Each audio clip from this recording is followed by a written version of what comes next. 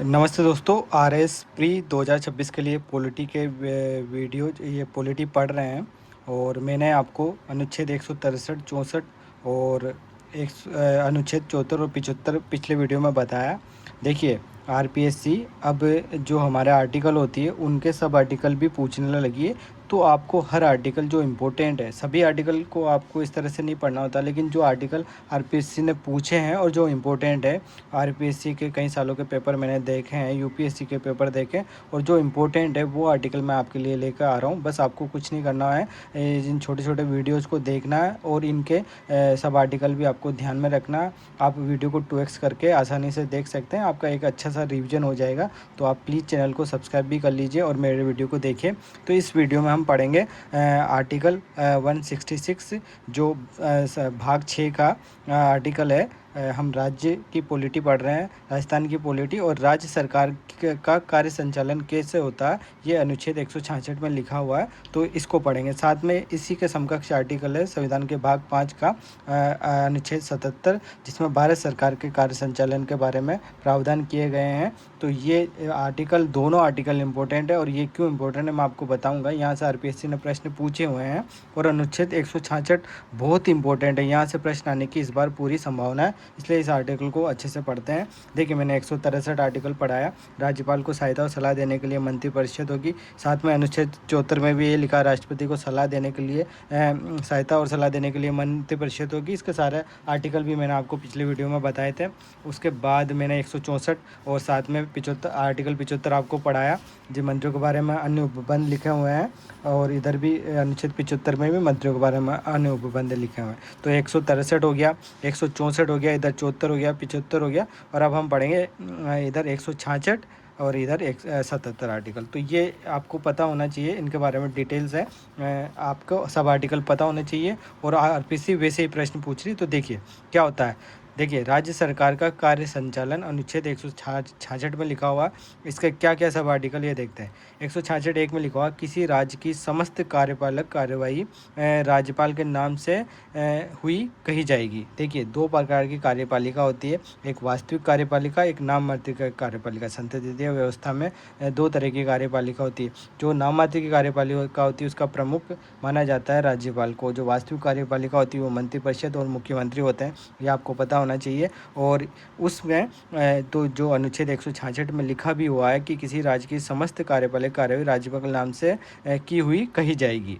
ठीक है। और राज्यपाल 166 2 में लिखा हुआ है, राज्यपाल द्वारा नियमानुसार जारी आदेशों और कार्यों को आप विधिमान्य नहीं करोगे कि राज्यपाल ने खुद ने स्वयं ने वो जारी किए हैं या नहीं। मतलब राज्यपाल द्वारा जारी आदेश लिखत जो भी है कार्य, उनको आप विधिमान्य नहीं कर पाओगे, या फिर इस आधार पर चुनौती नहीं दे सकते कि वो स्वयं राज्यपाल ने जारी किया है नहीं किया, क्योंकि उनके कार्यालय से वो आदेश या लिखत जारी होते हैं और उसकी नियमानुसार वो जारी होते हैं, उनको आप चुनौती नहीं दे सकते। 166 2 में लिखा हुआ है। साथ अनुच्छेद 166 3 में लिखा हुआ है, राज्यपाल मंत्रियों में कार्य आवंटन के नियम बनाएगा। और ये बहुत इंपॉर्टेंट है, इस सब आर्टिकल से प्रश्न पूछे जा सकते हैं। देखिए, राज्यपाल मंत्रियों के कार्य आवंटन के नियम बनाता है, लेकिन जो विभागीय बंटवारा होता है वो मुख्यमंत्री द्वारा किया जाता है। तो ये दोनों चीज़ें अलग है, आपको ध्यान में रखना है। अनुच्छेद 166 4 अभी नहीं है, 42वें संविधान संशोधन द्वारा इसे जोड़ा गया था और 44वें द्वारा इसे हटा दिया गया। तो अभी अनुच्छेद 166 जिसमें राज्य सरकार का कार्य संचालन है, उसमें केवल 3 आर्टिकल है, 3 सब आर्टिकल है, 166 1, 166 2, 166 3, जिसमें पहला है कि राज्य की समस्त कार्यपालक कार्यवाही राज्यपाल के नाम से की हुई मानी जाएगी। ये इंपॉर्टेंट है, आप राज्यपाल द्वारा जारी आदेशों को चुनौती नहीं दे सकते। ये 166 2 में और 166 3 में राज्यपाल मंत्रियों में कार्य आवंटन के नियम बनाएगा ताकि सरकार का कार्य सुविधाजनक हो। ये तीनों चीज़ें आपको ध्यान में रखनी है। सेम यही बातें संविधान के भाग 4 संघ के लिए गई, भाग 5 में संघ के लिए कही गई है, जिसमें अनुच्छेद 77 आता है भारत सरकार का कार्य संचालन, जिसमें 77 1 में आता है भारत सरकार की समस्त कार्यपालक कार्यवाही राष्ट्रपति के नाम से की हुई कही जाएगी। 77 2 में आता है, राष्ट्रपति द्वारा अधिप्रमाणित या जारी आदेशों को या लिखतों को आप चुनौती नहीं दे सकते कि वो स्वयं राष्ट्रपति ने जारी किए या फिर उनका कार्यालय से जारी, इस तरह से आप उनको चुनौती या विधिमान्य नहीं करोगे। 77(3) में लिखा हुआ मंत्रियों में कार्य आवंटन हेतु नियम बनाएंगे। कौन बनाएंगे? राष्ट्रपति बनाएंगे। जबकि विभागीय बंटवारा होता है वो मंत्रिपरिषद और मुख्यमंत्री के अनुसार होता है। तो ये चीज़ें हैं जो आपको कंपेयर करके ध्यान में रखनी है।